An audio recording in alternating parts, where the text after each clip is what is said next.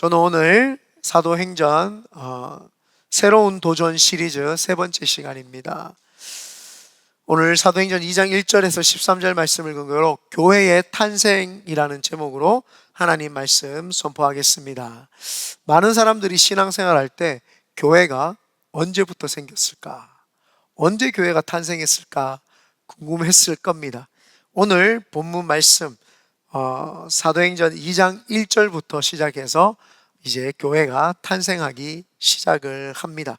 지난주에는 우리가 가룟 유다의 처절한 죽음과 그래서 그 12제자의 한 자리가 비었다라고 하는 이야기를 제가 말씀을 드렸죠.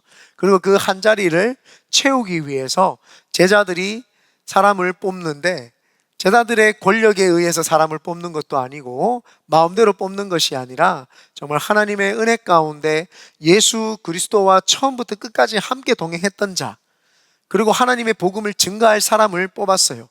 그리고 그 사람을 그 두 사람 중에 그 사람들을 뽑았는데 그 두 명의 사람이 뽑혔는데 그 두 사람 중에 한 사람 마띠아라고 하는 사람 뽑는데 그 뽑을 때 제비 뽑았다라고 이야기를 했습니다. 이 제비 뽑는다라고 하는 것은 객관성을 두고 하나님 앞에 누가 뽑히든 순종하겠습니다. 모든 것이 하나님께 합력해서 선을 이루시는 하나님의 역사를 우리가 기대하고 소망하면서 합력해서 선을 이룰 것을 믿습니다라고 하는 측면에서 그걸 뽑았어요. 이제 12명의 제자들이 딱 다 채워졌습니다.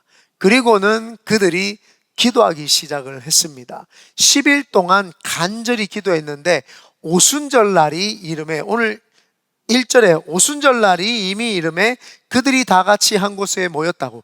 그래서 그들이 10일 동안 기도했는데 오순절날 함께 모였던 그 자리에 성령 하나님이 임하셔서 그들 가운데 충만한 역사를 이룹니다. 왜 오순절날이냐는 거예요. 왜 오순절날? 예수님이 돌아가신 날이 6월절입니다. 금요일이었어요. 그리고는 토요일이 안식일입니다. 그래서 안식일 날은 예수님이 무덤에 계셨어요. 그리고 주일날, 그 안식일 첫 번째 날을 1일로 해서 7번의 안식일이 지나고 나면은 7, 7에 49, 그 다음 날이 50일입니다. 그래서 오순절이라고 이야기를 합니다. 이스라엘 사람들은 오순절을 절기의 하나로서 지켰어요. 왜냐하면 오순절은 7, 7에 49, 그래서 오순절은 우리 달력으로 하면은 5월달 정도가 됩니다. 5월달. 그래서 그 사람들이 그때 보리를 수확하는 그런 시기입니다. 그래서 그들은 추수절이라고도 하고 77절이라고도 하고 오순절이라고도 이야기를 합니다. 그 오순절날 유대인들의 대명절인 그때에 이스라엘의 어마어마한 디아스포라, 흩어져서 살았던 사람들, 이스라엘 사람들이 핍박을 많이 받아가지고 전 세계에 흩어져 살았어요. 북아프리카와 또 지중해 연안과 유럽과 또 아랍 지역에 흩어져서 그 사람들이 살았어요. 이 사람들을 디아스포라라고 이야기를 합니다. 그래서 이 사람들을 지칭하여 디아스포라고 할 때에는 대문자 D를 씁니다. 그런데 꼭 이스라엘 사람뿐만 아니라 한국 사람들도 흩어진 사람들이 있어요. 만주에서 흩어졌고 중국에 흩어졌고 일본에 흩어졌고 미국에 흩어져서 저희들도 살고 있잖아요. 그래서 저희들은 소문자 D를 써서 디아스포라라고 이렇게 합니다. 그래서 문자적으로 대문자 D로 디아스포라를 보면은 이스라엘을 지칭하는구나. 소문자 D를 보면은 모든 흩어져 사는 사람들을 디아스포라라고 지칭하는구나. 그 흩어졌던 사람들이 대명절 기간 50일 동안 대명절 기간이니까 이 예루살렘으로 다 모였어요. 사람들이 바글바글하고 인산인해로 다 모여가지고 그 예루살렘에서 그들이 다 모여가지고 이렇게 대명절을 지내고 있었습니다. 그때 제자들과 120명이 예수님이 부활하시고 40일 동안이니까 40일 동안 예수님의 말씀을 들었는데 예수님이 이렇게 말씀하세요. 성령을 받아라. 성령을 받아야지만이 성령님을 받아야지만이 능력이 임하고 성령이 충만하여서 땅끝까지 복음을 증거하니까 성령 받으라 이렇게 이야기를 합니다. 그리고는 예수님이 40일 만에 제자들과 있다가 하늘로 올라가셨어요. 하늘로 올라가셨으니까 예수님이 없죠. 그때부터 기도한 게 10일인 거예요. 예수님이 죽으시고 부활하시고 40일, 그리고 오순절이 되려면 50일째니까 10일 동안 그들이 마가의 다락방에서 간절히 부르짖고 기도를 했던 거예요.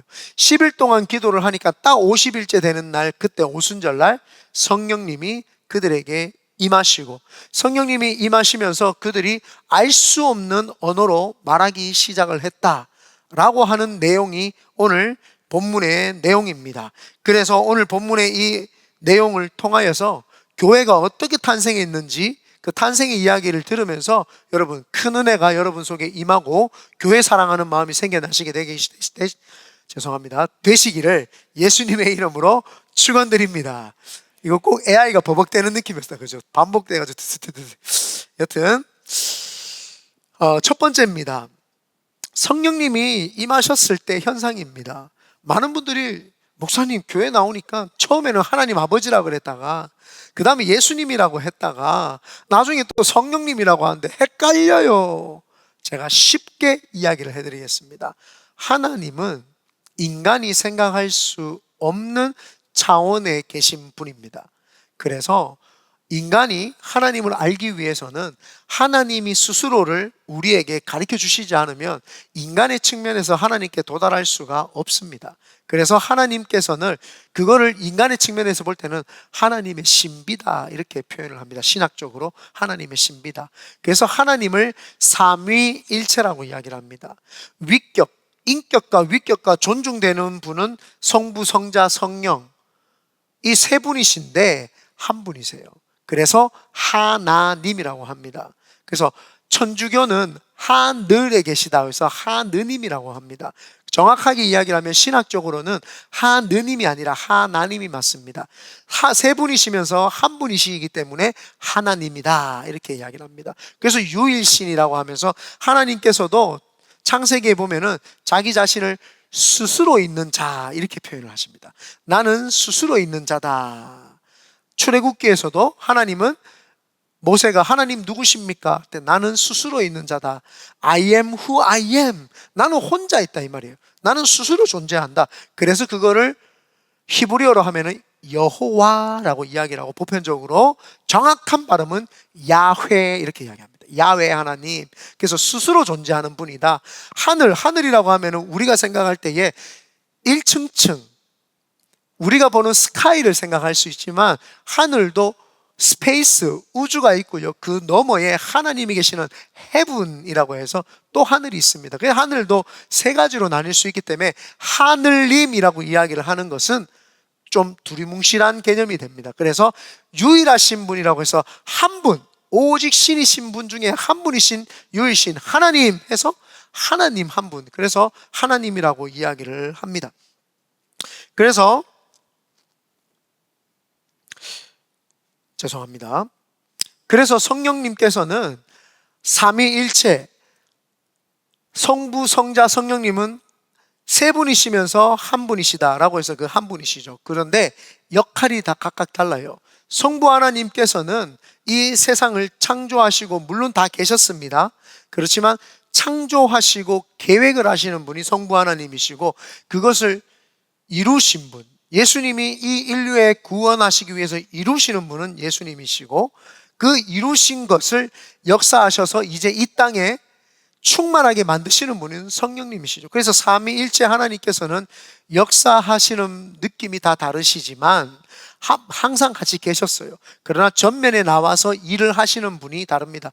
그래서 우리가 구약과 신약을 나눌 때 구약에서 역사하셨던 하나님을 성부 하나님, 신약 시대에 사복음서 마태, 마가, 누가, 요한에 나오시는 분을 성자 예수님, 그리고 사도행전부터 지금 다시 오실 예수님을 기다리는 우리 이 시대를 교회 시대, 성령 시대라고 이렇게 이야기를 합니다.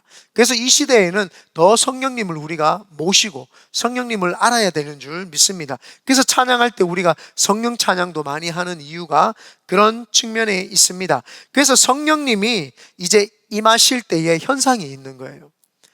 예수님은 이 땅에 있으면 사람을 만나면 그 사람밖에 예수님을 만날 수가 없어요.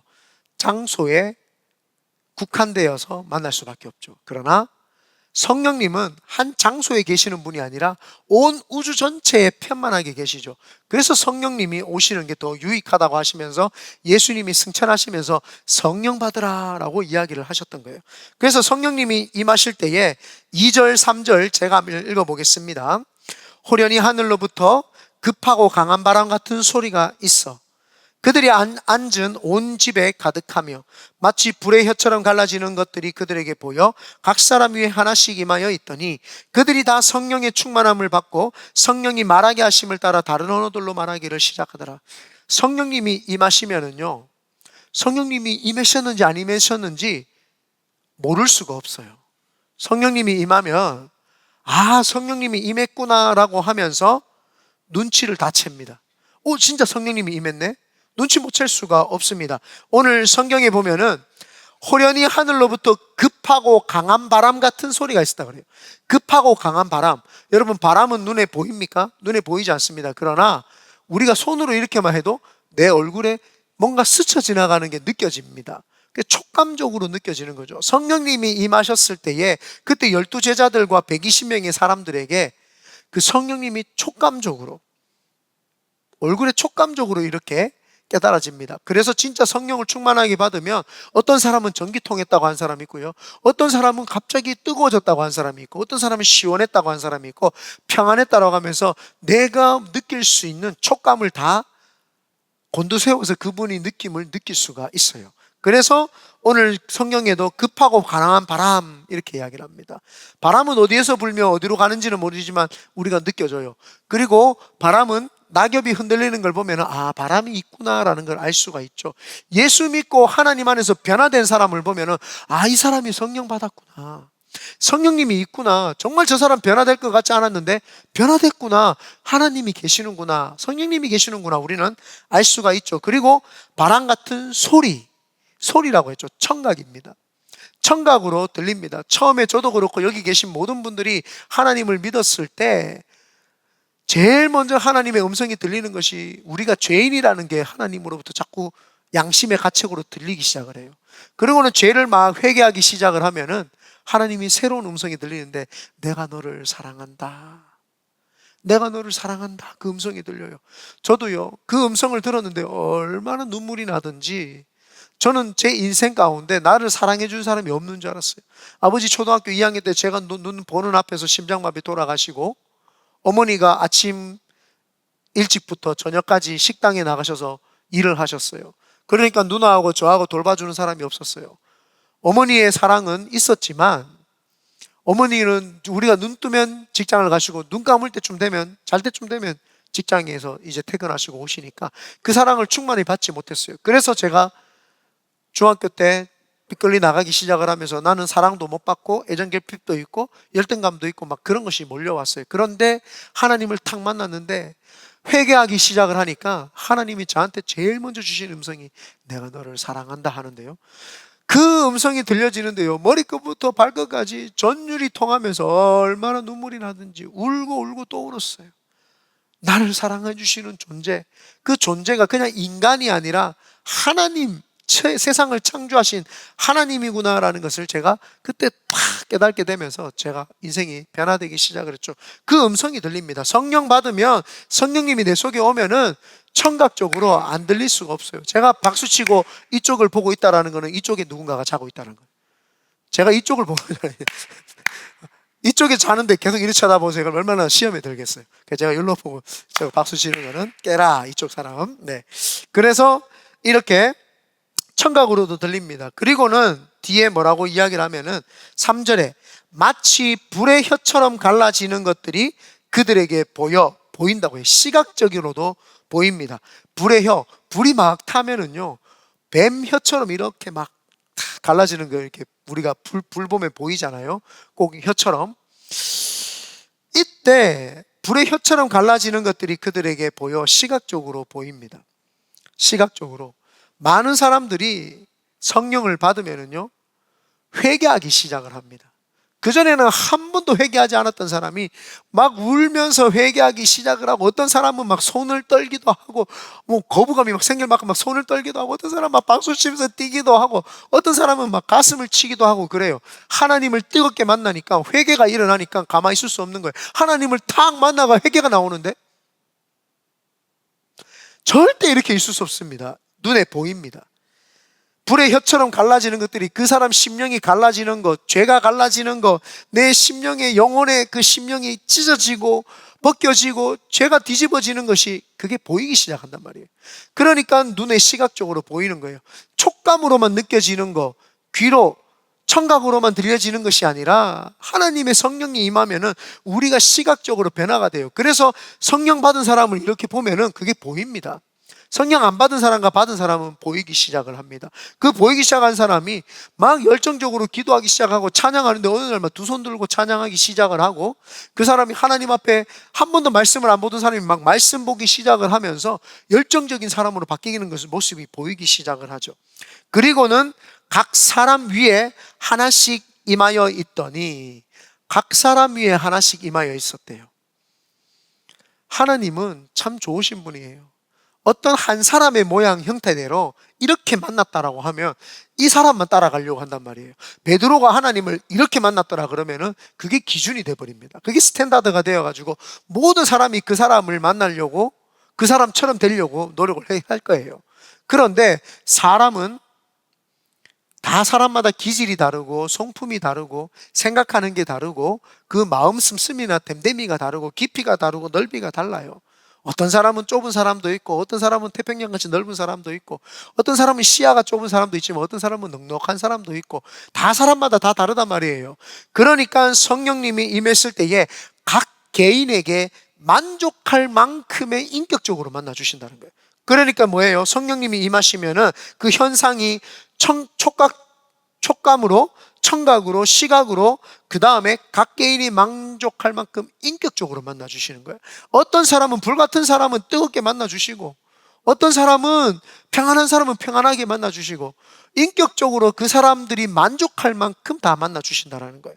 그래서 3절을 제가 다시, 3절 후반절에 제가 다시 읽어보면은, 그들에게 보여 각 사람 위에 하나씩 임하여 있더니 그들이 다 성령의 충만함을 받고, 자신들이 성령이 이제 충만한 거예요. 각 개인별로 하나님이 모양과 그 사람의 성품대로 만나 주시기 시작을 하니까 성령의 충만함이 그 사람 속에 임하는 거예요. 그리고 성령의 충만함을 받고 성령이 말하게 하심을 따라 다른 언어들로 말하기 시작하느라. 미각이에요. 미각. 물론 맛을 보는 것도 미각이지만 이 입으로 새로운 말을 하는 것 자체가 새로운 맛을 본 거예요. 내가 지금 한국말로 말하고 있지만 처음 영어로 말할 때 그 입이 되게 안 떨어지고 그 입에 그 근육이 틀리잖아요. 처음에 헬로우 따라 해보려고 하니까 헬로우 하는 게 막 부끄럽고 그 입맛이 달라요. 우리가 안녕하세요, 밥 먹었습니까, 식사하셨습니까, 너무 편하죠. 그런데 영적으로 새로운 입맛을 느끼는 이 미각이 이제 달라지기 시작을 하는 거죠. 그래서 성령이 임하면은요, 그 임하실 때 현상이 뚜렷하게 나타납니다. 그래서 내가 하나님 앞에 기도할 때에 여러분들이 여러분 스스로의 현상을 봐야 돼요. 내가 성령을 받았는지 안 받았는지. 내가 막 뜨겁게 눈물 흘리고 기도하고 있더라, 내 모습이 예전 모습하고 다르잖아요. 이게 내가 지금 하나님을 만나고, 그전에는 회개가 안 나오고 눈물이 안 나오는데 막 눈물이 나는 거예요. 내가 이 감정은 내 감정이 아닌데 참 다르다 라는 게 느끼기 시작을 해요. 그전에는 교회 나오면은 그냥 목사님 말하는 거는 그냥 연불하는 것 같고, 뭐 남의 앞에 담을 가진 샘모사라고 일로만 지나가고 막 일로 왔다가 절로 갔다가 하는데 들리기 시작을 하는, 말을 하는데 그냥 말이 그때부터는 또렷하게 들려요. 저 말이 지난번에 들었을 때 안 깨달아지는데 깨달아지기 시작을 하네. 그 말이 알아지기 시작을 하네. 은혜라는 말이 뭔지를 몰랐어. 그전에는 그냥 목사님 은혜 됩니다 그러니까 나는 모르겠는데 무슨 말이야, 목사님 말하면 잠만 오고 무슨 말인지 모르겠는데 어느 순간 성령 받고 나니까 깨달아져요. 목사님이 말하는 게 깨달아지네, 이해가 되어지네, 저 말이 생명이 있네, 내 심령을 변화시키네 라고 하면서 눈에 보일 수밖에 없게 됩니다. 그런데 사람들이, 목사님 그런데 왜 꼭 성령님이 임하시면 그런 막 이상한 현상들이 일어납니까? 이상한 현상이 아니라 보편적인 현상이에요. 이상한 게 아니라 당연한 거예요. 구약시대에 성부 하나님께서 이스라엘이라고 하는 나라를 택하시고 거기에 임하실 때에 갑자기 홍해가 갈라지는 역사가 일어납니다. 그리고 마라의 쓴물이 달아지죠. 홍해가 갈라지면서 사람들은 시각적으로 우와, 하나님이 계시네. 마라의 쓴물이 단물로 바뀌면서 물을 마시면서 미각적으로 우와, 진짜 하나님 계시네. 하늘에서 만나와 메추라기가 막 내려지면서 그걸 만지고 하니까 촉감으로 확 느끼네. 하나님이 불기둥과 구름기둥으로 이스라엘 백성을 인도해 주시니까 더울 때는 구름기둥으로 쫙 해를 막아주고, 저녁에 추울 때는 불기둥으로 쫙 따뜻하게 해주니까 그들이 카운셀러를 느끼는 거예요. 아, 이분이 우리를 따뜻하게 만져주시는구나. 모든 사람들이 만족할 만큼 따뜻함으로, 시원함으로 우리를 만져주시는구나를 경험하게 된 거예요. 그래서 구약에서도 성부 하나님이 임재하셨을 때 그들이 단번에 기적을 경험하고 체험을 했어요. 신약시대에 넘어와서 예수님도 마찬가지예요. 예수님이 더 구체적으로 각 개인마다 만나주시는데, 사람을 만나니까 안전뱅이가 일어서고 눈봉사가 눈을 뜨며 아픈 자들이 치료받기 시작을 하는 거예요. 소외받았던 문둥병을 손을 잡아주면서 그들을 위로해 주니까 그들의 마음이 눈 녹듯이 녹아내리고, 소년 가장이던 나사로와 마르다와 마리아를 만져주고, 죽었던 나사로를 살려주니까 오빠가 살아나니까 얼마나 행복감이 느끼고 만족감이 느껴집니까? 그리고 귀신 들려가지고 막 몸을 찢고 무덤에 막 돌아다니는 그 사람에게 귀신을 쫓아내주는 거예요.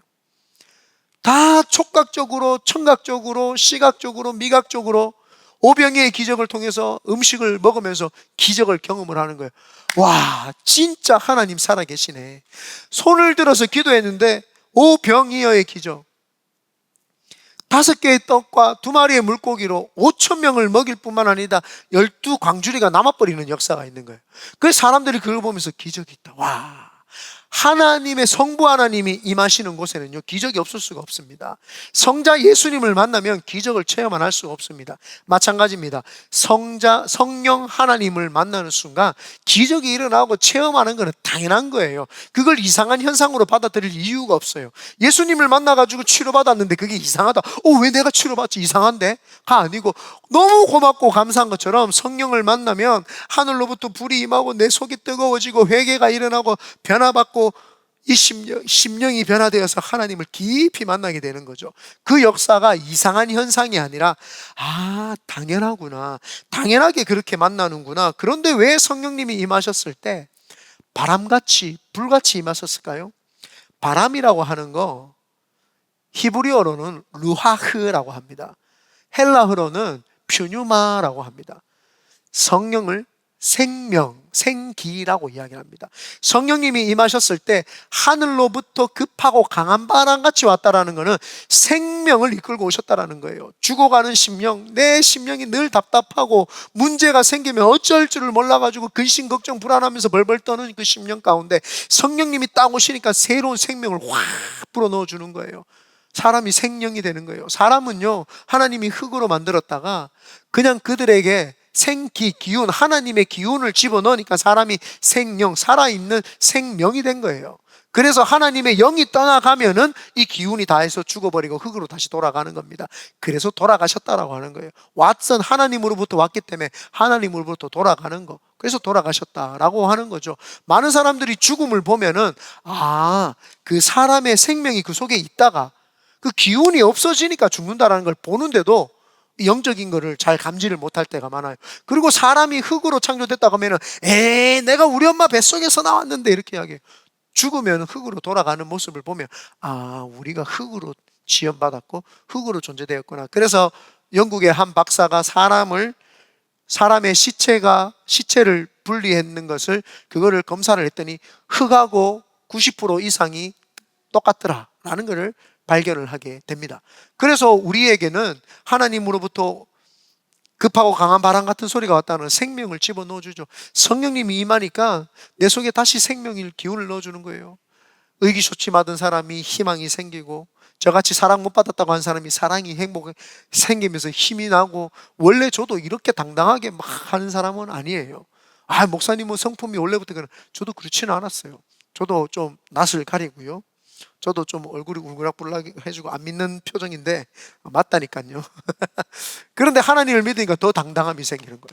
나도 하나님이 쓰는구나. 나 같은 사람도 하나님 사랑하시는구나. 그때부터 생명력이 생기기 시작을 하죠. 그래서 이 생명을 불어넣어 주시는 그 장면이 성령님이 처음에 임하셨을 때 불같은 성령님이 생명을 이어 주시는 거예요. 그리고 두 번째가 불같은 성령님이잖아요. 불이라고 하는 것은 모든 걸 태워버립니다. 내 속에 들어오니까 죄를 다 태워버리는 거예요. 거룩한 성령님이 오시니까 거룩한 자와 더러운 자가 함께 공존할 수 없어요. 그러니까 성령님이 오시면서 우리를 깨끗하게 만들어 주시는 거예요. 그 전에 저는요, 술 마시고 담배 피고 막 그런 것이 죄가 아닌 줄 알았어요. 아니, 내 돈 주고 내가 술 마시고, 아니, 내 돈 주고 내가 담배 피는데, 왜 그러시냐? 뭐가 얘가 죄냐? 교회만 나오면 자꾸 네 죄인이라 그러니까, 니나 잘해, 니나 죄인이다. 나는 죄인 아니다. 막 이랬단 말이에요. 그런데 하나님을 탁 만나고 나니까 그거부터 제일 먼저 깨달아졌어요. 네가 네 생명을 존귀하게 여기지 않는 것 자체가 죄라는 걸 알았어요. 그 나쁜 거를 네 몸에 집어넣는 것 자체가 지금 죄의 행위라는 것을 가르쳐 주시는 거예요. 그러면서 내 속에 악한 것을 집어넣는 것 자체가 죄고, 내 속에서 입으로 나오는 거, 사람을 비방하고 호박씨 까고 10원짜리야 20원짜리야 신발끈 막 이렇게 이야기를 하는 거, 그건 뭐 다 죄라는 게 자동으로 깨달아지는 거예요. 집에 가서 웃지 말고 지금 웃으세요. 그래서 막 깨달아지기 시작한다면 죄가 깨달아지는 거예요. 불같은 성령님이 오니까 내 죄를 다 태워버리는 거예요. 그래서 어렸을 때부터요, 제가 22살 때까지 지었던 모든 죄를 진짜 영화 필름처럼 지나가면서 회개를 얼마나 많이 했는지 제가 3시간 동안 회개를 했어요. 하나님 회개할 게 너무너무 많아가지고 회개 다 하고 나니까 하나님이 저한테 그러시더라고요. 사랑한다 하면서, 그런즉 누구든지 그리스도 안에 있으면 새로운 피조물이라. 이전 것은 지나갔으니 보라 새 것이 되었도다. 그러면서 영접하는 자, 예수님을 믿는 자들에게는 하나님의 자녀가 되는 권세를 주셨으니 라고 하면서 자녀로 다 삼아 주시더라고요. 그때 불은 뭐예요? 불은 에너지입니다. 열정을 우리에게 불어넣어 주죠. 우리가 지금 이렇게 편안하게 살 수 있는 게 불 때문 아닙니까? 불 때문에 불을 떼어봤더니, 물을 끓였더니 물이 이 증기기관이 나오는 거예요. 증기가 나오는 거예요. 그래서 이 압력을 가지고 쓰면은 에너지가 되겠다라는 걸 사람들이 발견하고 증기기관이 일어나면서 3차 혁명, 산업혁명이 일어나기 시작을 하거든요. 그래서 문명의 발달이 급속도로 지금 200년 안에 어마어마한 급속도로 발전을 해가지고 지금 무인 자동차, 사람 없이도 지 혼자 돌아다니는 그런 시대가 이제 된 겁니다. 기상천외, 오늘 주보에 칼럼 보시면 제가 그 이야기 넘어갔습니다. 기상천외한 지금 세상을 살고 있는 거죠. 여러분, 불이라고 하는 것은 이렇게 에너지를 줍니다. 우리 속에서 다 태워버리고, 내 속에 늘 우울하고 불평하고 불만하고 내 속에 불면증이 와가 잠 오지 않고 팍 낙심하고 있는 그 마음에 성령님이 오시니까 그걸 다 태워버리는 거예요. 싹 다 태워버리고 나니까 내 속에 에너지만 남는 거예요. 깨끗함이 남으니까 에너지가 막 일어나기 시작을 하는 거예요.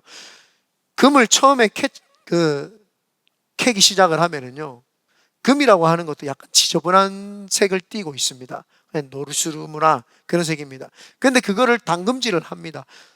불에 넣으면 이게 녹아서 불순물이 없어지고, 더 높은 온도에 넣으면 여러 번 하기 시작을 하면요, 불순물이 싹 빠지기 시작하면 그러면은 금색 깨끗한 금이 됩니다.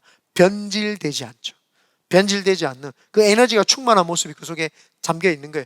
우리에게 성령님이 임하시면은, 바람 같은 성령님이 임하시면은 새로운 생명을 불어 넣어 주시는데, 에너지까지, 불 같은 성령님이 오시면 에너지까지 넣어 주시는 거예요. 막 에너지가 일어나기 시작을 하니까 그전에는 어깨 축 처져 다닌 사람이 희망이 생기고 얼굴이 밝아지고 환해지고 밖에 나가서 사람들에게 나의 하나님 만났다고 막 이야기를 하는 그런 에너지가 충만하게 일어나죠. 그래서 이렇게 초창기 오순절날 왜 성령님이 이렇게 임해서 기적과 이사를 행했느냐? 교회는 어떤 사람의 생각에 의해서 탄생되는 것도 아니고, 어떤 사람의 플랜을 짜서 계획을 해가지고 교회는 이렇게 해서 몇 명이 생길 것이고 이런 게 아니에요. 사람 마음은요, 우리가 변화 못 시킵니다. 여기 제가 오세요 한다고 오겠어요? 사람 마음이 하나님이 어떤 장소에 있든지 그 마음들을 만져주셔서 교회 가고 싶은 마음을 주고, 내가 뭔가 영적으로 이때 동안 좀 육적으로 세상적으로만 살았으니까 좀 영적인 깊이를 좀 한번 알아보고 싶다. 정말 사후 세계 뒤에는 어떤 삶이 있을까? 내가 살아가는 이 인생 가운데 사람의 본질 육체를 쫓아가는 삶이 아니라 영적인 삶이 무엇인가가 생각이 난단 말이에요. 그러면 그런 사람들이 교회 오기 시작을 하는 거예요. 근데 그게 하나님의 은혜죠. 그래서 교회라고 하는 거는 하나님의 기적적인 만나심과 이사와 기적이 있을 때 교회가 탄생한다는 것을 보여주신 거예요. 그래서 12명의 제자들과 120명의 사람들이 교회 탄생을 본 거예요. 눈 뜨고 모든 사람들이 촉감과 시각과 청각과 모든 걸 다 느끼고 난 다음에, 와, 하나님이 정말 교회 탄생하는 걸 기뻐하시는구나. 이들에게 뭐가 생겨요? 열정이 생기기 시작을 한 거죠. 열정이 생기기 시작한 거죠. 저희 교회 탄생 일화에 대해서 이야기를 하면, 샌프란시스코 제가 사역을 할 때 새벽 기도를 하는데, 새벽 기도를 마치고 이제 제가 용현 전사님한테, 제가 그때 휴가를 받았어요.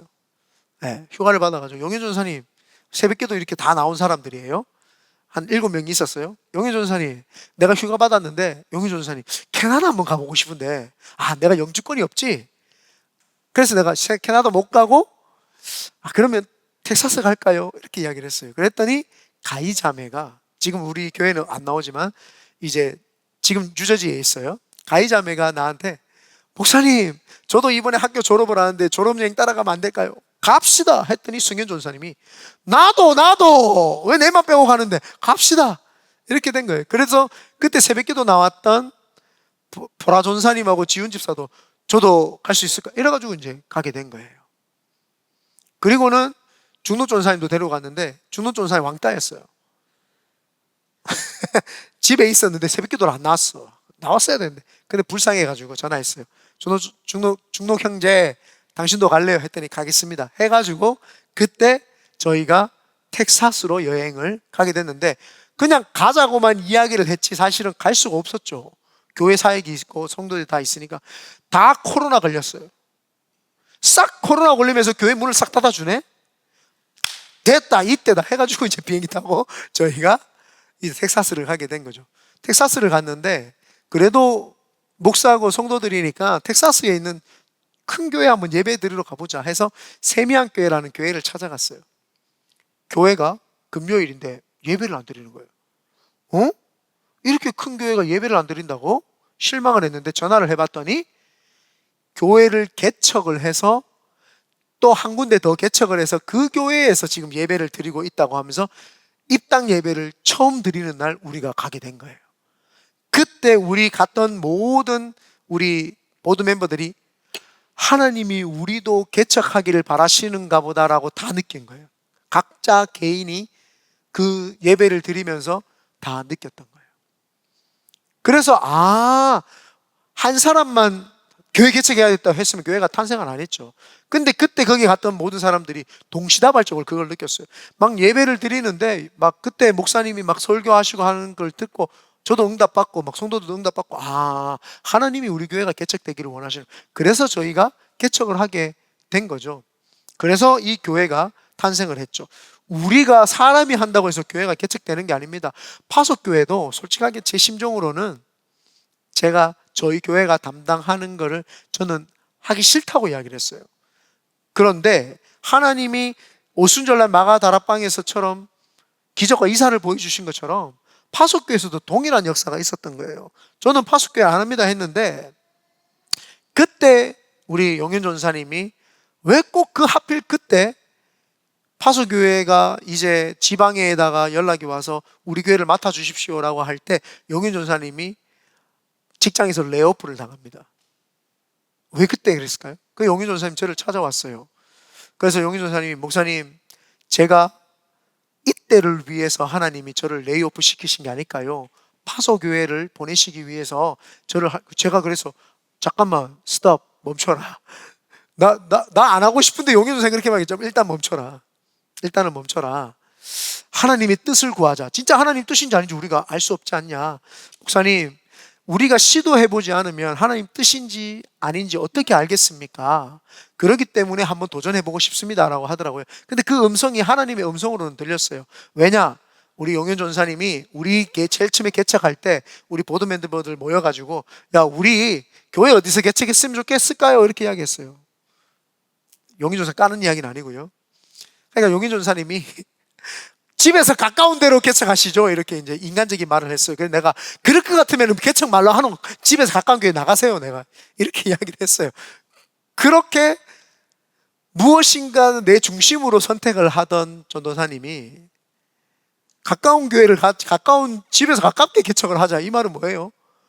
편하고 싶다는 말이잖아요. 그래서 제가 집에서 가까운 교회를 개척할 것 같으면 우리가 뭐 하려고 개척을 하냐? 그냥 다니던 교회 다니면 되지.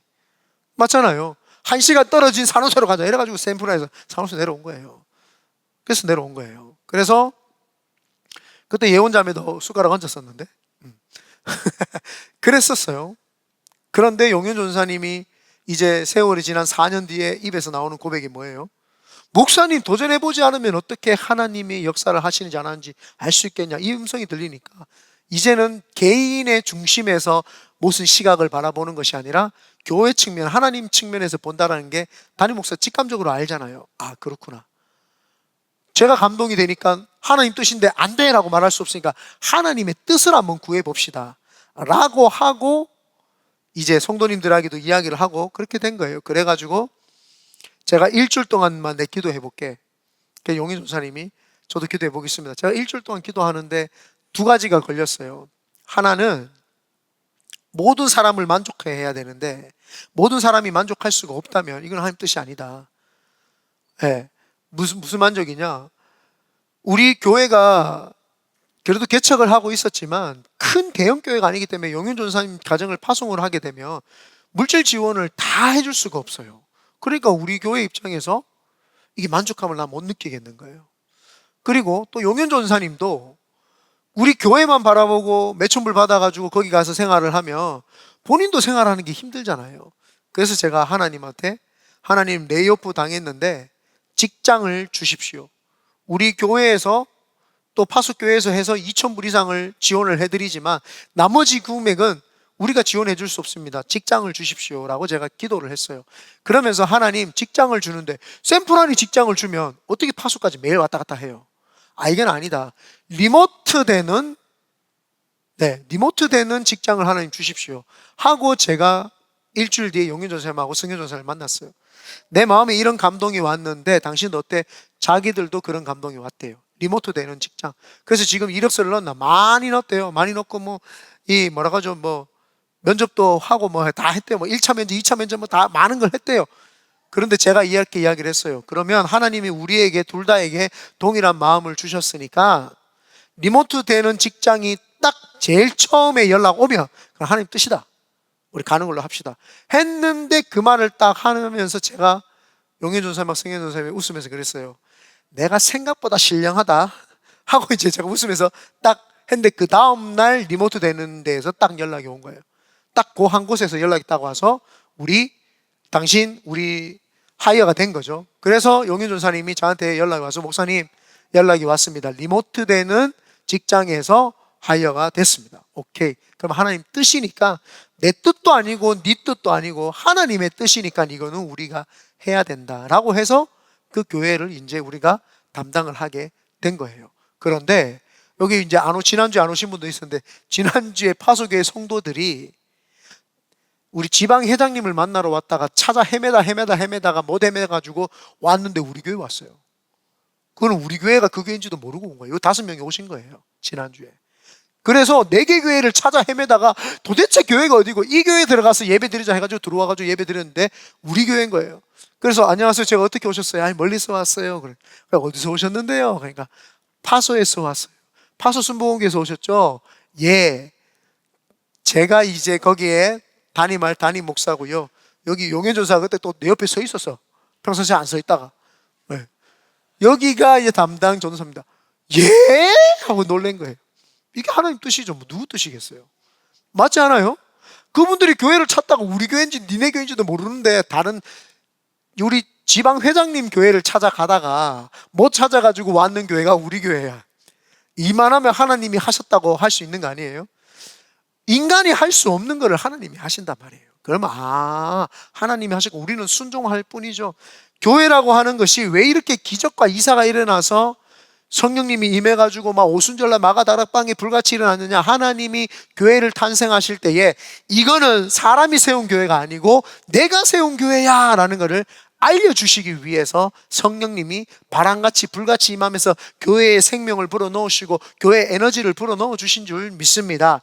그러므로 교회는 사람이 하는 것이 아니라 하나님이 하신다라는 걸 반드시 믿으시기를 예수님의 이름으로 축원드립니다. 두 번째입니다. 교회에 오늘 두 번째까지밖에 없습니다. 네, 놀라지 마시기 바랍니다. 금요일 날은 11번째까지 있었어요. 네. 저는 설교 시간을 막 줄여주세요 하는 교회가 아니어서 너무 감사해요. 그런 교회가 있어요. 근데 하나님의 말씀은 있는 대로 전해야지 성도 눈치 본다고 짧게 전하고 막 그러면 성도님들도 죽고 목사도 죽어요. 목사님 계속 성도 눈치 봐야 되잖아요. 그 성도들은 다 계속 이거 목사님 이걸 하나님 말씀으로 받는 게 아니라 지금 시간이 왜 이래 이렇게 하면 안 된단 말이에요. 그래서 설교 시간은 길 수도 있고 짧을 수도 있고 하나님이 준비해 주신 대로 그렇게 하도록 하겠습니다. 네. 죄송합니다. 이게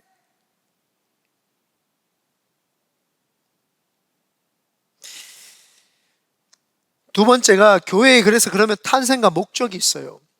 탄생과 목적. 세상이 타락하고 그 모습을 지켜보시던 하나님께서 세상이 너무너무 타락해 있으니까 하나님이 처음으로 하신 일이 있어요. 뭐냐? 세상을 흩어버립니다. 언어를 흩어버립니다. 왜냐하면은 그 사람에게서 입으로 들어가서 뒤로 나오는 것이 더러운 것이 아니라 입에서 나오는 그 말이 사람을 죽이기도 하고 살리기도 하기 때문에 더럽다는 걸 하나님은 알고 계셨죠. 그래서 하나님은 이 언어를 흩어버리신 거예요. 그래서 창세기 11장의 바벨탑에 보면은 언어의 흩어짐에 대해서 이렇게 이야기를 합니다. 그래서 하나님께서 이렇게 흩어진 언어들 속에서 이제 마음을 잡수시고 내가 이제 이스라엘 백성이라고 하는 이스라엘 백성을 통해서 하나님이 어떻게 이 세상을 다스리시고 나라를 다스리신지 보여주시고자 하시면서 첫 번째 사람을 선택한 게 아브라함이에요. 그래서 이름이 아브라함인데 존경받는 아버지라는 뜻입니다. 그런데 이름을 바꿔라. 아브라함으로 바꿔라.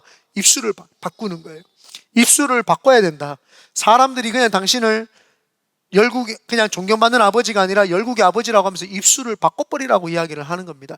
그러면서 이 죄 짓지 않는 입술로 바뀌면서 하나님께 귀하게 쓰임받으면서 이 아브라함의 아들 이삭, 이삭의 아들 야곱, 야곱의 아들 12명이 그 지파가 되어서 이스라엘 백성들을 하나님이 통치하시고 다스리기 시작을 하죠.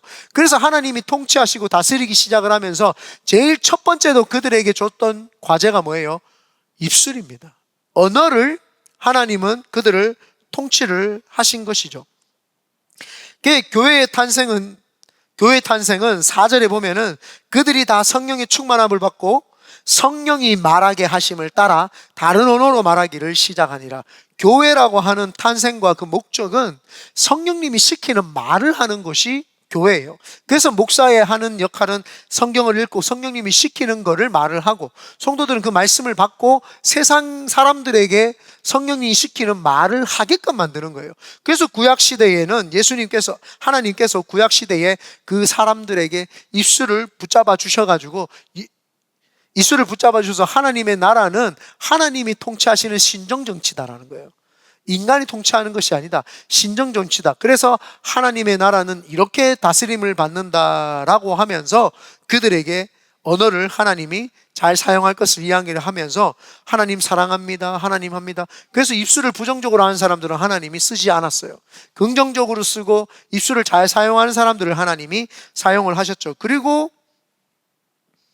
신약시대에 와서도 예수님도 마찬가지 더 구체적으로 인격적으로 사람들을 만나 주시는데 이스라엘 민족의 하나님이 아니라 이제는 각 개인의 하나님인 거예요. 왜냐하면 이스라엘 백성들은 그전에는 우리 민족의 하나님 조금 무섭지만 멀리 계신 하나님이었어요.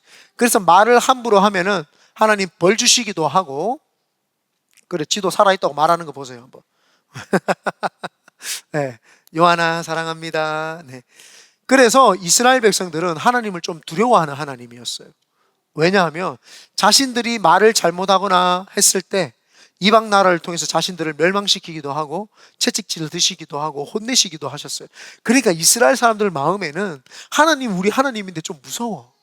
근데 예수님이 딱 오시고 나서는 예수님은 인격적으로 1대1을 만나 주시는 거예요.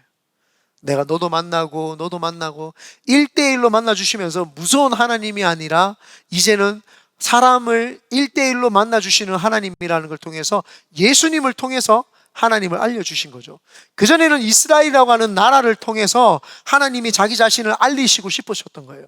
내가 있다, 내가 살아있다 알리고 싶으셨는데 이제는 예수님이 하나님에 대해서 알려주시기 시작을 한 거예요. 이제는 하나님이 계십니다. 하나님은 이렇게 사람들을 인격적으로 사랑하십니다. 아픈 사람들, 슬픈 사람들, 어려운 사람들 예수님이 직접 만나 주신 것처럼 여러분들 다 만나 주십니다 라고 하면서 하나님을 소개하기 시작을 했어요. 그래서 구약에는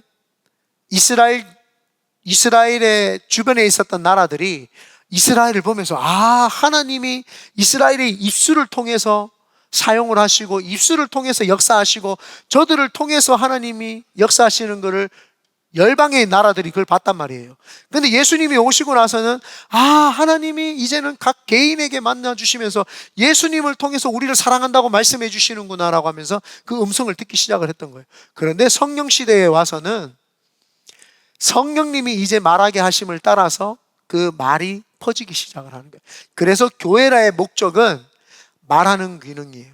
그래서 교회라고 하는 것에서는 이제 하나님의 복음이 증거되어지고 예수님을 통해서 하나님의 역사가 나타났다면 이제는 교회를 통해서 하나님의 역사가 나타나기 시작을 하는 거죠. 그래서 지금은 교회 시대입니다.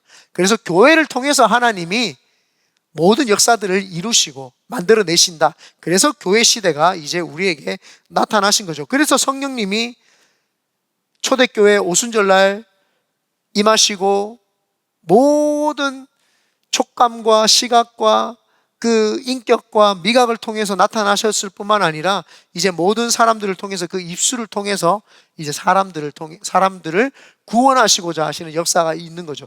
그래서 교회는 하나님을 사랑하는 사람들의 모임이 되어서 이제 이 교회의 역할은 하나님이 어떤 분인지를 소개해 주는 그 역할을 해야 되는 게 교회죠. 그래서 교회 탄생과 목적은 그렇습니다. 그런데 성령님께서 오신 이후에 사람들이 변화되기 시작을 해요. 어떻게 변화되기 시작을 하냐면은 밖에 나가서 복음을 증가하기 시작을 합니다. 그래서 성경에 보면은 베드로가 그 자리에 일어나서 그 사람들에게 말하기 시작을 합니다.